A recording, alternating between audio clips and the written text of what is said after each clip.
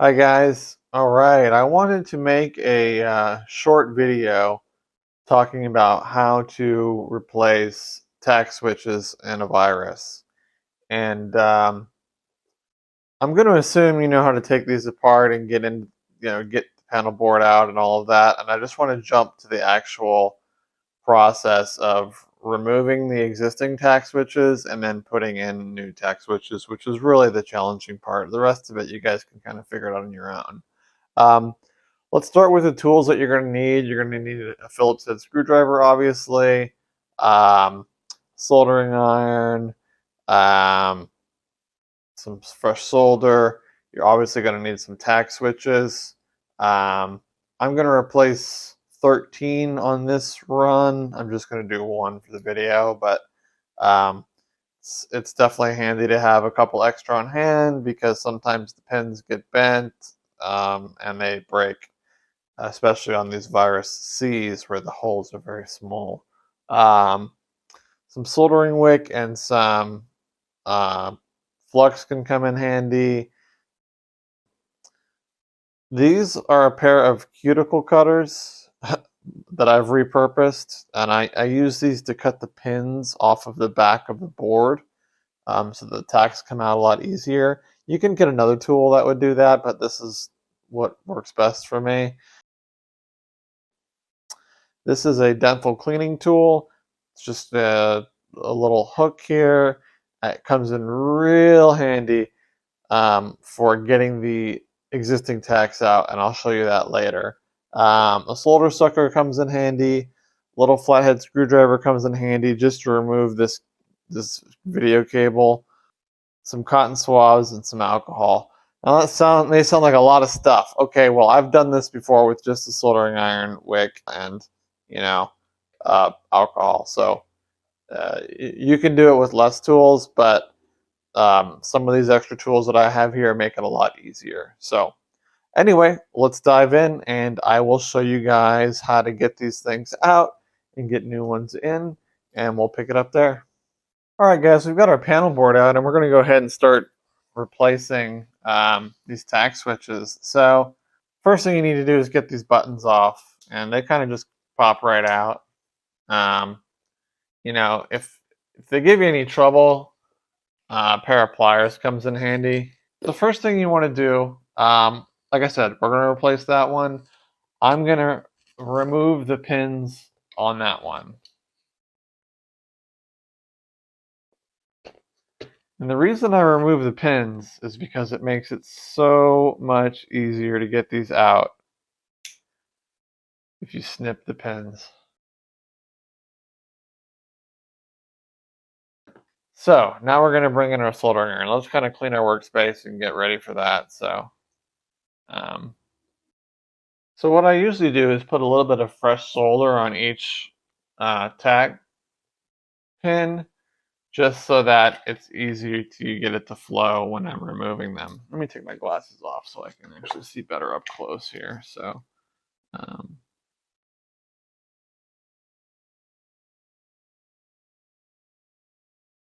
I just turned this iron on, so I might want to give it a second. Okay, let's clean it. There we go. It's going to flow a lot easier now.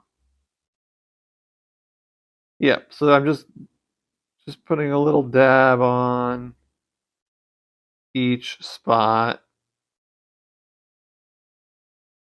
The next thing I do, I'm going to replace this one. I'm going to go ahead and get my board and soldering iron kind of positioned here, so bear with me. Now, the real trick with these is that how do you get them? How do you pull them out? You can't get your fingernail under them. You can't get a little screwdriver like this under them. There's really nothing that you can get under them except for something really tiny, like just the very point of this will go. So on each tact, there's a little groove just to the side of the pin where you can kind of get it started. I'm going to flip it over just so I can use my right hand with that tool. Yeah, let's try it from the top. So yeah, here we go. try the top side first.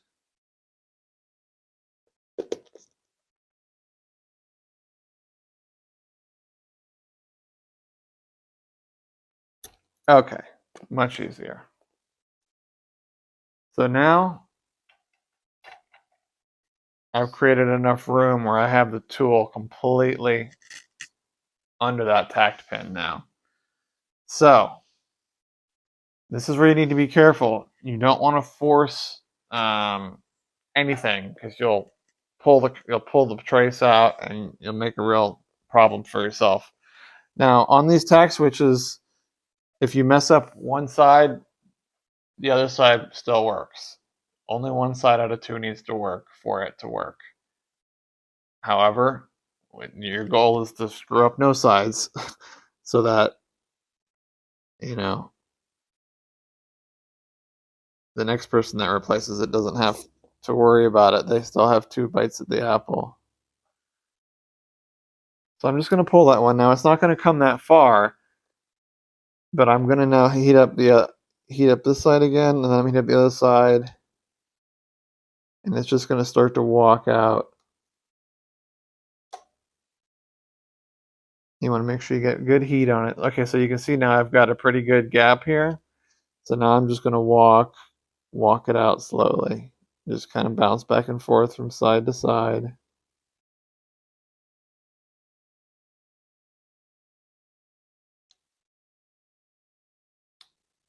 Be careful and gentle. See, just like that. Just not a lot of force. You don't want it to like fly out. Once you get one side out, the rest is easy. It's super easy from here. Because now I can just walk this one out. There we go. I can walk that side out. It's not going to come all the way in the first try. Walk that side all the way out. And there we go. We got our tact switch out. So the next thing you need to do, you need to prepare that slot for a new tact. I think usually the best way to do this is to use a solder sucker. I mean, you can use wick and flux, but I'm going to try with the solder sucker. I seem to have more luck doing that. So there's more solder on the back. So I'm going to go for this one first.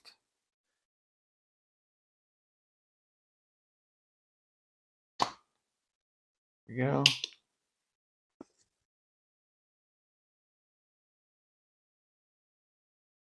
Again, whatever side has more solder on is the side you want to suck from. The side that has less solder is the side you want to heat from. That should be good. Now, let's take a look and see. We may have a little cleanup to do yet. So I'm going to just get my wick out with a little bit of flux on it and just clean that up. All right. I'm going to take this tiny little bit of flux. I find it works better if you put it on the wick, because you can get away with a lot less.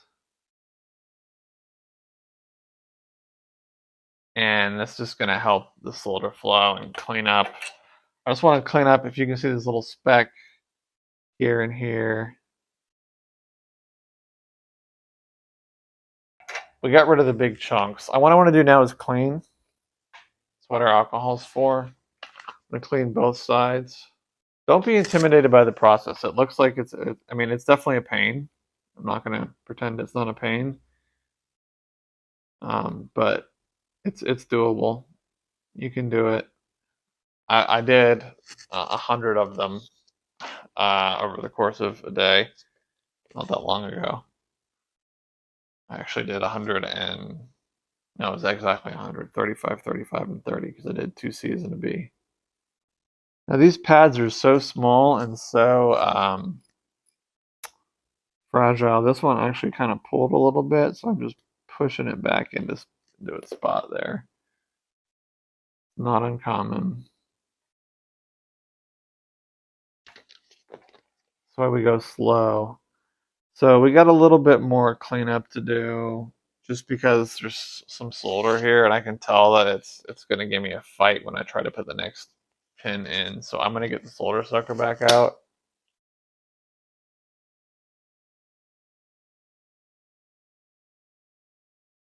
Okay. This should be a nice clean,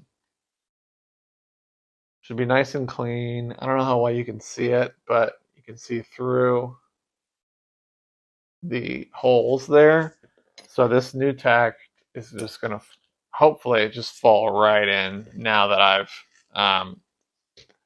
cleaned it properly. Now, if you don't clean it properly and you leave a little bit of solder in these, it's really hard to get it into these. This is a virus C because the holes are so small. We might have trouble, let's see, but hopefully it just kind of starts to go right in. Usually it's one that'll give you trouble. That one snapped right in. Let's hope this side snaps right in. There we go. That's what you want.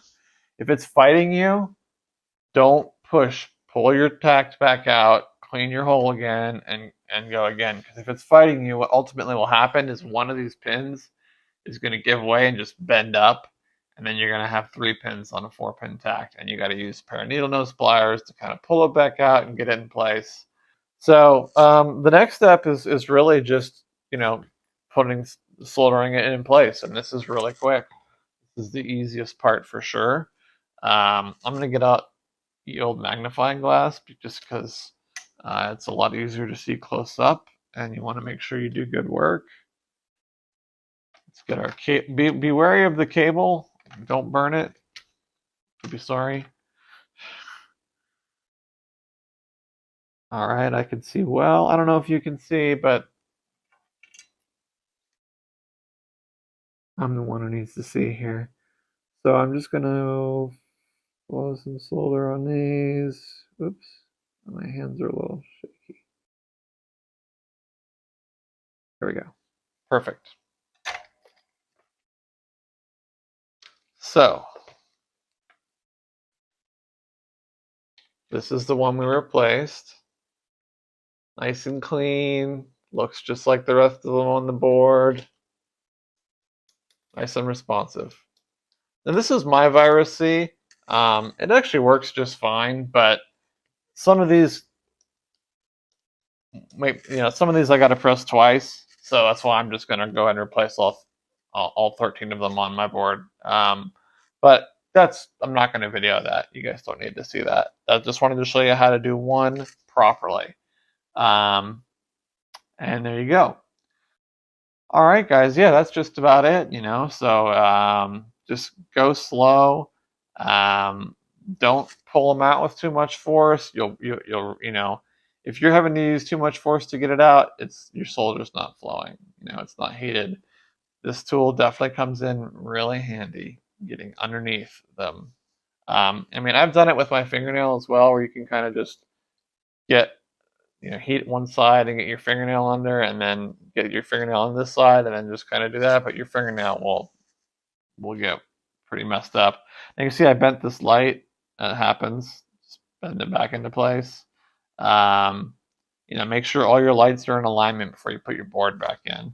Last thing I wanted to say is that, yeah, if you're looking for tacks, I launched a new web store, which I'll talk about more in other videos. But long story short, for the moment, I have these for sale at my store. I sell them in bunches of 5 for $5.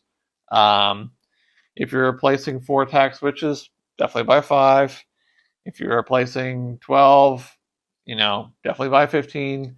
You'll be glad you did, because I'm telling you, every once in a while you'll ruin one of these. So you can see I've probably got a couple in here that are yellow. More than a couple. Yeah, look, see, these are all ones that I ruined along the way. Although I was doing 100 and I was going quickly. So, but yeah, check out my store, guys. CaptainBlacks.app. All right, so we're back with the virus put back together here. So here's the tack switch I replaced. I want to either do that one or that one. Replaced on video with you guys. Like I said, I went ahead and replaced all the other ones that I use a lot. And as you can see, they all work just fine. Random sound. Exit there. Edit. Yeah, good to go. Super responsive. So I really like these tact switches. They're rated for 1,000,000 clicks, and you know, I've used them in my virus synthesizers for several years. So, you know, they're good to go. They're good stuff. All right, guys, I'll catch you in the next video. Thanks a lot.